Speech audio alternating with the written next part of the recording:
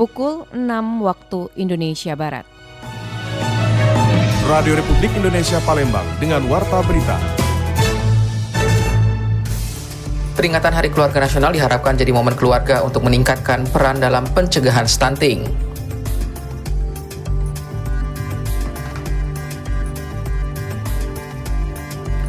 Songket karya UMKM lokal di Palembang Expo menarik perhatian pengunjung mancanegara. Itulah diantara informasi yang akan kami hadirkan pagi ini, Jumat 28 Juni 2024 yang dihimpun tim redaksi RRI Palembang. Bersama saya Dela Wawi, inilah Warta Berita selengkapnya.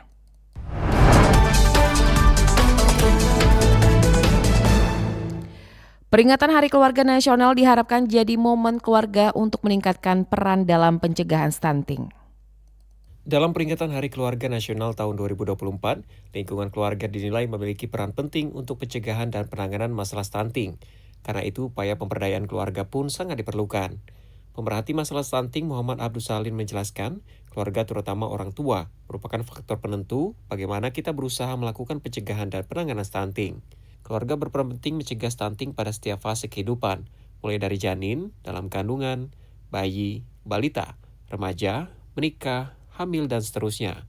Hal ini mendukung upaya pemerintah dalam penanganan stunting di Indonesia. Stunting itu sendiri gagal tumbuh kembang anak pada usia anak balita, kekurangan gizi kronis, terutama pada 1000 hari.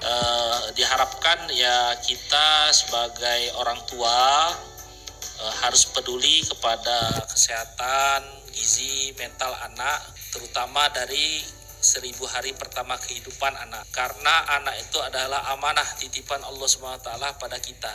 Semuanya harus kita jaga, dari gizinya, dari kesehatannya, dan dari lain halnya. Dampak intervensi ini lebih bersifat jangka panjang dan memiliki kontribusi 70% dalam upaya pencegahan stunting.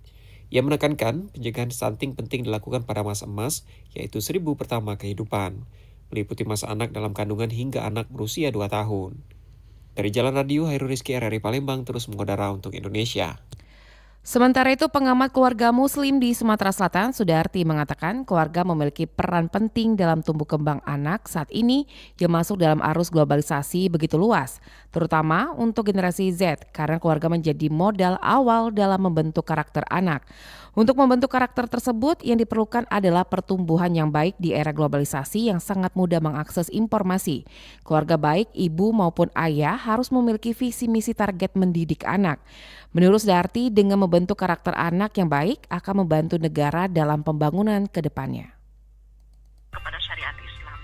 Nah ini yang saya lihat kecenderungan sekarang, ini mulai lupa dengan hal ini. Banyak keluarga yang lupa bagaimana menanamkan fondasi iman dan ketaatan kepada syariat kepada anak-anaknya.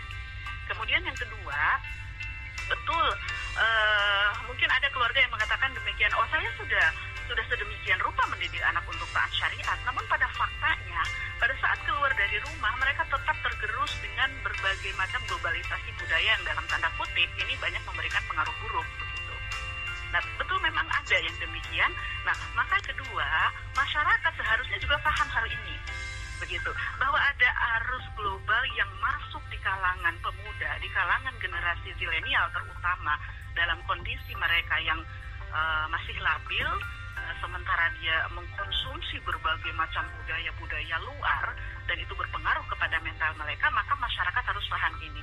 Sehingga apa? Sehingga masyarakat juga membantu untuk perhatian terhadap mereka, memberikan perlindungan terhadap mereka. Sudarti menegaskan agama menjadi ilmu yang baik yang dapat membentuk karakter anak seperti agama Islam yang harusnya wajib dalam setiap keluarga muslim menerapkan syariat-syariat agama. Pendengar, berikut kita dengarkan komentar masyarakat. Ya, yang pastinya sebelum berkeluarga kita harus bisa memenuhi 10 dimensi kesiapan berkeluarga terlebih dahulu. Nah, di mana diantaranya yang pasti memang ada kesiapan intelektual. Kesiapan atau kemampuan intelektual ini nantinya bisa mengantar kita untuk bisa mempelajari dan menerapkan kesiapan KB dan juga anti stunting untuk anak. Terlebih dari 10 dimensi kesiapan berkeluarga ini nantinya kita bisa tahu apa yang nanti akan kita butuhkan selama menikah dan berkeluarga dan lain sebagainya. Menurut saya langkah-langkah yang dapat diambil itu diantaranya yaitu melakukan kampanye edukasi secara massal baik melalui media massa seperti media sosial gitu tentang pentingnya peran keluarga ini dalam pembangunan bangsa. Kemudian kita juga bisa mengadakan program pendidikan keluarga yang menyediakan informasi tentang perencanaan keluarga dan gizi sehat untuk mengurangi stunting. Hal ini bisa disampaikan melalui mungkin sekolah-sekolah, juga kemudian puskesmas atau posyandu. Kemudian kita juga bisa mendorong partisipasi aktif masyarakat ya dalam kegiatan-kegiatan ini, seperti misalnya kegiatan sosial dan kegiatan keagamaan. Dan kemudian menurut saya juga bisa yang ini cukup penting ya, yaitu mengajak atau mengikut sertakan tokoh-tokoh masyarakat dan agama serta agar mereka juga menjadi contoh tentang pentingnya peran keluarga dalam mencapai pembangunan bangsa yang berkelanjutan. Itu saja.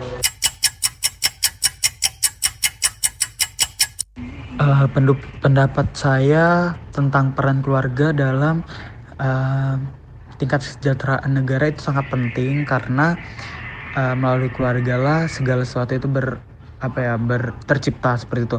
Kayak misalkan seorang anak itu akan menjadi seorang anak yang berkualitas apabila diiringi dengan orang tua yang kompeten dalam menjaga anaknya. Begitu juga dengan program-program yang dapat meningkatkan kesejahteraan masyarakat itu juga dapat terjadi atau dapat terrealisasi melalui keluarga yang melek akan isu-isu yang harus ditanggapi bersama.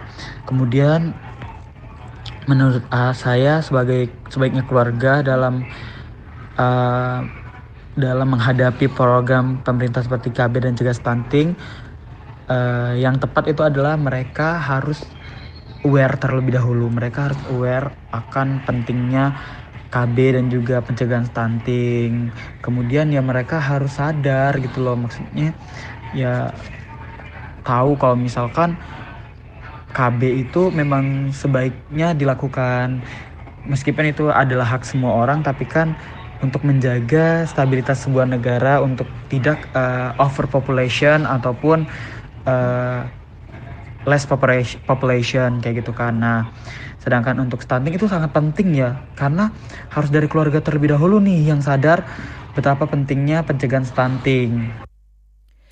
Dalam peringatan Hari Keluarga Nasional ke-31 tahun 2024 yang jatuh pada 29 Juni, BKKBN Sumsel mengajak seluruh keluarga di provinsi ini untuk memperkuat kembali tradisi makan bersama keluarga dalam satu meja makan.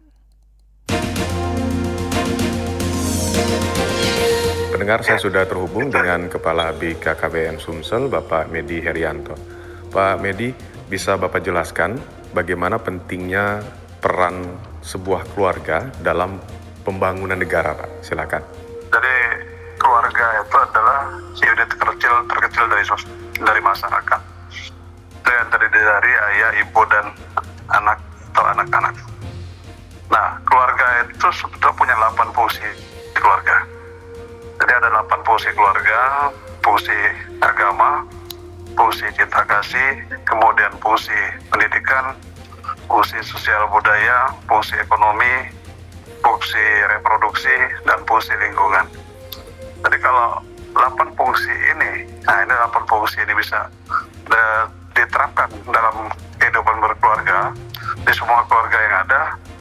Nah, insya Allah keluarga yang ada itu keluarga yang ada di Indonesia pada umumnya, kemudian keluarga yang ada di Provinsi Sumatera Selatan itu bisa terwujud keluarga yang kecil, bahagia, dan sejahtera.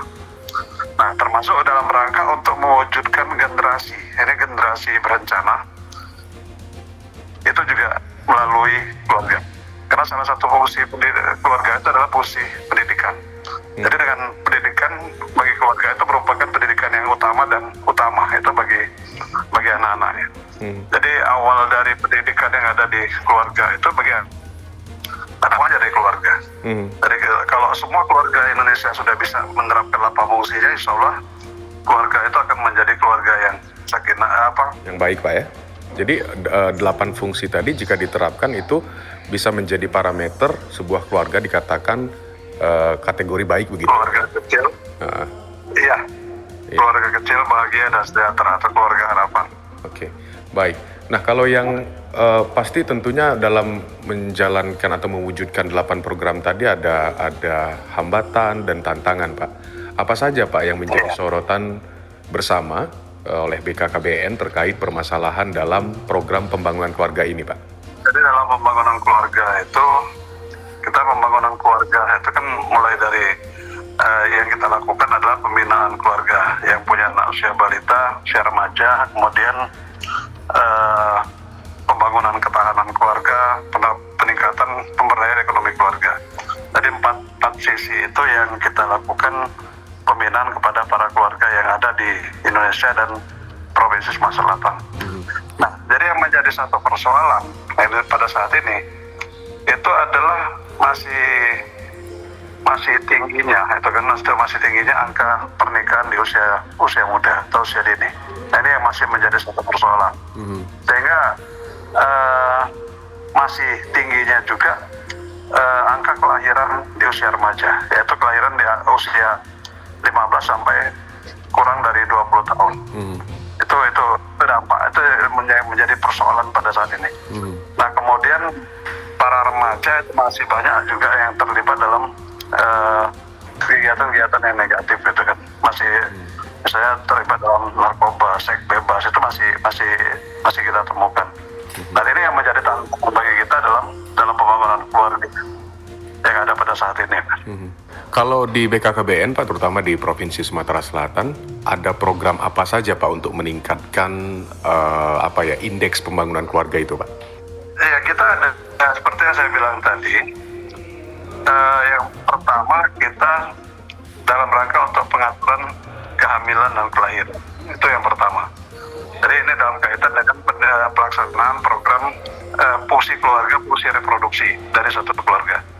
Nah, kemudian yang kedua, ini dalam rangka untuk meningkatkan kualitas daripada anggota keluarga yang ada. Jadi mulai dari pembinaan terhadap keluarga yang punya anak usia balita, ini dalam rangka untuk mengupayakan agar anak itu bisa tumbuh dan berkembang secara maksimal, sehingga nanti anak itu menjadi anak yang berkualitas. Nah, kemudian pembinaan terhadap keluarga yang punya anak usia remaja dan kepada remaja itu sendiri. Nah, kita punya kegiatan yang kita membinanya melalui 2 jalur untuk remaja ini. Ada yang melalui jalur keluarga, yaitu melalui kegiatan bina keluarga remaja. Jadi keluarganya yang kita bina. Nah, kemudian pembinaan kepada para remaja itu sendiri. Nah, ini melalui kegiatan pusat informasi dan konseling remaja. Nah, ini programnya sering disebut dengan program Gendri, jadi generasi berencana. Jadi kita berupaya untuk mewujudkan para remaja yang ada di Indonesia, para remaja yang ada di Sumatera Selatan menjadi generasi berencana, sehingga nanti kita harapkan mereka menjadi generasi harapan kita masa depan. Nah, juga kita harapkan menjadi sumber daya manusia yang berkualitas. Ini yang salah satu isu yang menjadi sorotan bahkan menjadi program presiden Pak adalah masalah stunting Pak. Nah, kalau di Sumatera Selatan ini bagaimana pencegahan stunting yang dilakukan oleh BKKBN Sumsel Pak? Ya, sebetulnya stunting itu bukan hanya BKKBN yang melaksanakan program pencegahan stunting. Jadi program pencegahan stunting itu adalah program gotong royong. Gotong royong ya.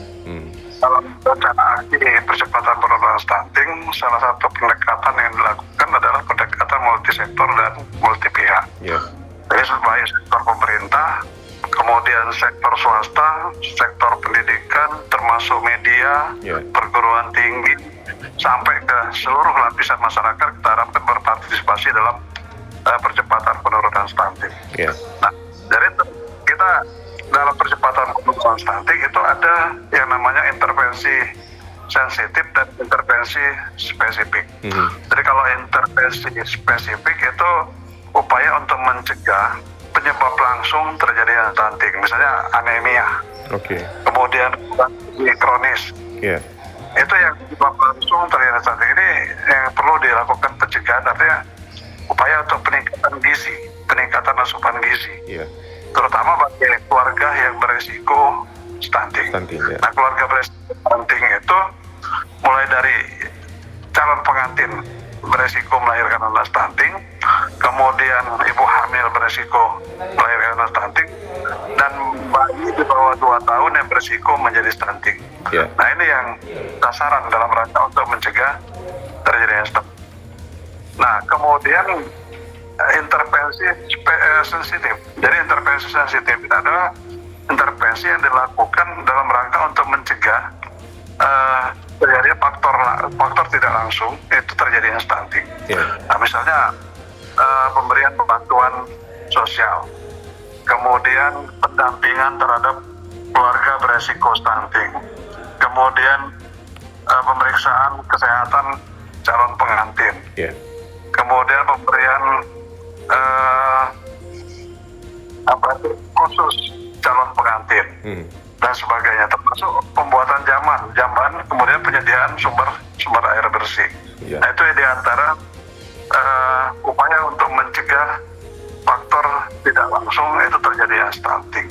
Dari dari dua sisi itu adalah kita yang perlu kita lakukan dalam rangka untuk percepatan penurunan stunting. Itu yang dilakukan Sumatera Selatan. Jadi kita melibatkan semua sektor. Lintas sektor, Pak, ya? Lintas sektor. Baik, Pak Medi, terakhir menjelang Hari Keluarga Nasional yang jatuh pada 29 Juni mendatang, apa yang pesan-pesan Bapak kepada keluarga-keluarga di Sumatera Selatan ini? Silakan, Pak. Tahun ini dalam rangka peringatan Hari Keluarga Nasional ke-31 tahun 2024 ini, kita mengajak para keluarga yang ada untuk kembali ke meja makan. Karena kita ingat betul pada masa dulu itu keluarga itu kan belum terlalu disibukkan dengan urusan-urusan pekerjaan, sehingga mereka masih punya kesempatan untuk makan bersama dengan anggota keluarga yang lainnya. Nah, kita harapkan mengajak pada seluruh keluarga yang ada di Provinsi Sumatera Selatan, ayo kita kesempatkan atau sisihkan waktu dalam setiap hari itu ada kesempatan kita untuk makan bersama dengan anggota keluarga. Karena salah satu ciri atau indikator dari keluarga sejahtera itu adalah makan bersama minimal 1 kali dalam 1 hari. Nah, ini ajakan kita. Jadi kita kembali seperti pada masa-masa yang dulu.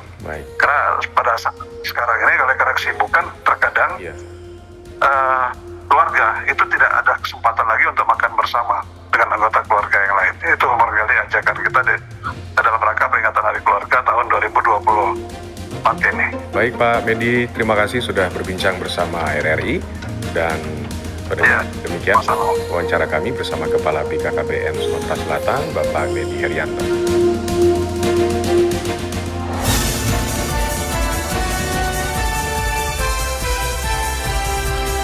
Warta Berita Radio Republik Indonesia Palembang.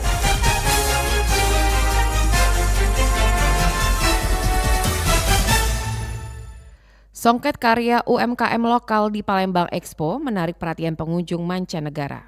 Sebanyak 18 wilayah kecamatan mengikuti Palembang Expo 2024 yang menampilkan berbagai macam UMKM di kota Palembang. Salah satunya kain songket Palembang yang mulai dilirik oleh negara Belanda. Kain songket merupakan kain khas dari daerah Sumatera Selatan yang memiliki ragam motif dan warna. Kain songket merupakan kain simbol dari kebangsawanan masa lampau dan kain songket saat ini digunakan ketika acara penting. Salah satu stan UMKM Geria Kain Tuan Kentang, Nabilah mengungkapkan banyak warga negara yang datang ke Geria Kain Tuan Kentang, di antaranya warga Belanda yang tertarik dengan kain songket. Kalau untuk songket kita mulai dari 1 jutaan. Baik, Pak, masalah songket sendiri, apakah pernah sampai di luar negeri, Mbak? Iya, sering. Boleh cerita sih, Pak, itu negara mana saja atau? Paling sering itu Belanda. Ya mereka tertarik dengan ya songket kita. Senang juga kan dengan hasil karya orang Palembang kayak gini. Palembang Expo ini digelar bertujuan untuk meningkatkan perekonomian dan memberikan peluang besar bagi pelaku UMKM Kota Palembang. Acara ini merupakan rangkaian hari ulang tahun Kota Palembang ke-1431 tahun. Di pelataran Benteng Kuto Besa atau BKB Palembang, acara ini digelar mulai tanggal 27 hingga 30 Juni mendatang. Muhammad Irfan, RRI Palembang, terus mengudara untuk Indonesia. Taman Pendidikan Al-Quran yang berada di Kelurahan Sungai Lais yang tidak layak ditempati direnovasi oleh Pangkalan TNI AL Palembang.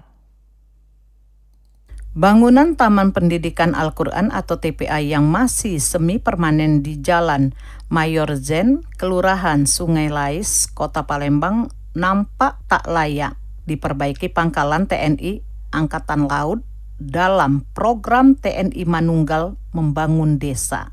Bangunan tersebut direnovasi 100% dengan bahan yang baru dengan masa kerja 90 hari. Selain merenovasi TPA, Lanal Kota Palembang membantu perekonomian warga sekitar dengan membagikan sembako. Komandan Lanal Palembang, Kolonel Sandi Kurniawan menerangkan, pembangunan infrastruktur dan ekonomi pada TMMD 2024 sasarannya pinggiran kota dengan ekonomi di bawah rata-rata. Kenapa kita pilih lokasi ini? Agar masyarakat Sungai Lais merasa ada merasakan manfaat yang dirasakan dengan kehadiran kita. Jadi bahkan sebelum kita pindah pun masyarakat sudah bisa merasakan bagaimana kesejahteraannya meningkat, khususnya dalam bidang pendidikan.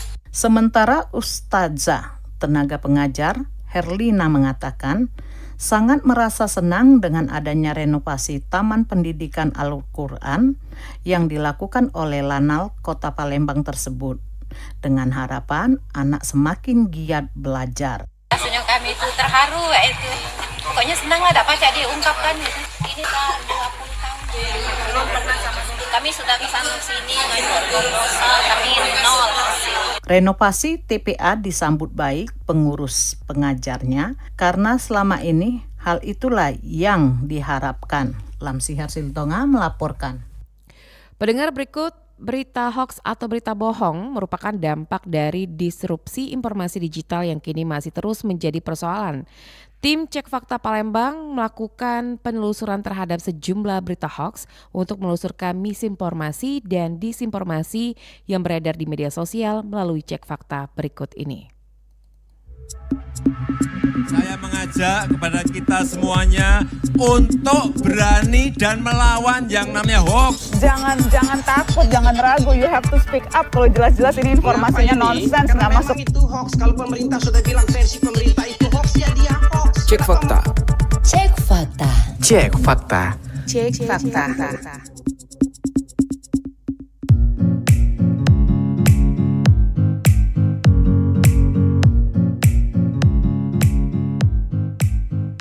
Pendengar, Cek Fakta pekan ini kami awali dari kabar mengenai postingan sebuah akun bernama Verifikasi Pemblokiran di Facebook yang mengunggah halaman tentang proses pemulihan akun yang diblokir pada 20 Juni 2024 lalu.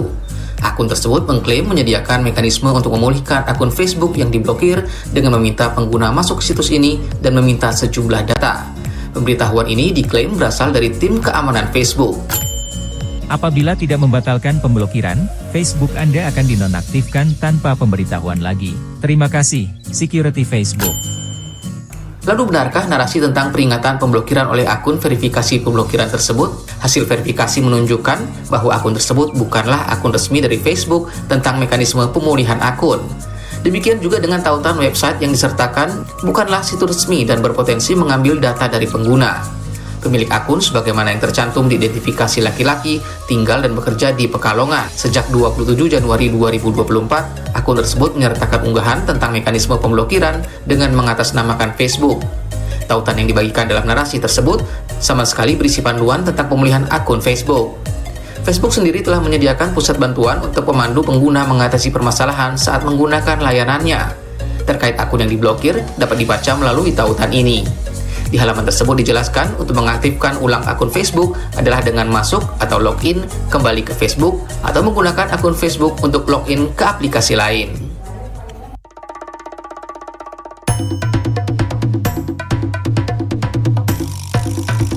Cek fakta. Cek fakta selanjutnya. Sebuah video pendek berjudul Gigi Kuning Kembali Putih Bersih Tanpa Karang Gigi. Narator video menjelaskan caranya dengan mencampurkan pasta gigi dengan 1 sendok teh bubuk kopi, sedikit garam dapur, dan perasan jeruk nipis. Aduk semua bahan hingga tercampur merata, lalu diaplikasikan ke gigi. Unggahan tersebut sudah mendapat like 7,4 ribu dan dibagikan 2,9 ribu kali. Lalu benarkah campuran sejumlah bahan tersebut bisa menghilangkan karang gigi dan memutihkannya? Hasil verifikasi tim Cek Fakta menunjukkan membersihkan karang gigi dengan menggunakan campuran odol, garam, asam, dan bubuk kopi tidak dikenal dalam dunia kedokteran. Penggunaan tanpa aturan yang jelas dikhawatirkan justru akan menghilangkan lapisan email karena ada unsur asam dalam racikan tersebut. Dikutip dari website Cleveland Clinic, satu-satunya cara untuk mengobati karang gigi secara efektif adalah dengan menemui dokter gigi atau ahli kesehatan. Dokter gigi akan menghilangkan karang gigi dengan aman menggunakan kombinasi instrumen khusus. Cek fakta.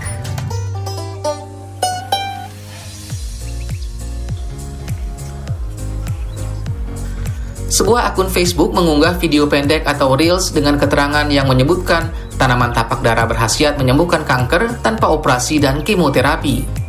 Keterangan video juga menuliskan FDA Amerika Serikat menggunakan kandungan kimia daun ini dalam kemoterapi. Lalu benarkah tanaman tapak dara menyembuhkan kanker tanpa operasi dan kemoterapi? Dalam jurnal berjudul Catranthus roseus, A Source of Anti-Cancer Phytomedicines, hasil penelitian Neha Sharma, PhD, Bioteknologi dan kawan-kawan, disebutkan bahwa ekstrak Catranthus roseus atau tapak dara Madagaskar dan tapak dara Cape diyakini memiliki khasiat obat dan penyembuhan yang ampuh. Tanaman ini sudah dimanfaatkan sejak lama dalam pengobatan tradisional. Satya Prabu dan V. Devi Rajeswari, peneliti dari Universitas Sains Malaysia, dalam jurnal berjudul Catranthus roseus, The Cancer Fighting Medicine, menyebutkan vinblastine dan vincristine adalah 2 alkoid bioaktif yang dihasilkan tanaman tapak dara, merupakan senyawa kunci dalam pengobatan berbagai jenis kanker. Ekstrak Catranthus roseus atau tapak dara sudah diperkenalkan sejak 1960. Ekstraknya dijual sebagai vinsaleku caulestin atau garam vinblastine sulfat. Obat yang digunakan untuk mengobati kanker Hodgkin, kanker testis, sarkoma Kaposi, dan memiliki efek besar pada penghambatan sel atau pembelahan sel. Demikian Cek Fakta edisi keempat, bulan Juni 2024. Saya Riana Pridani, sampai jumpa.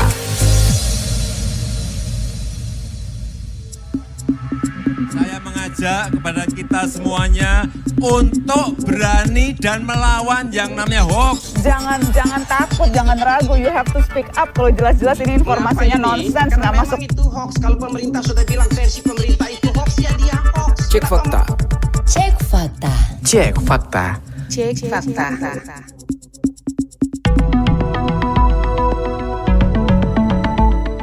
Sekian warta berita produksi Radio Republik Indonesia Palembang. Sebelum berpisah, kami sampaikan topik berita aktual pagi ini. Di antaranya, peringatan Hari Keluarga Nasional diharapkan jadi momen keluarga untuk meningkatkan peran dalam pencegahan stunting.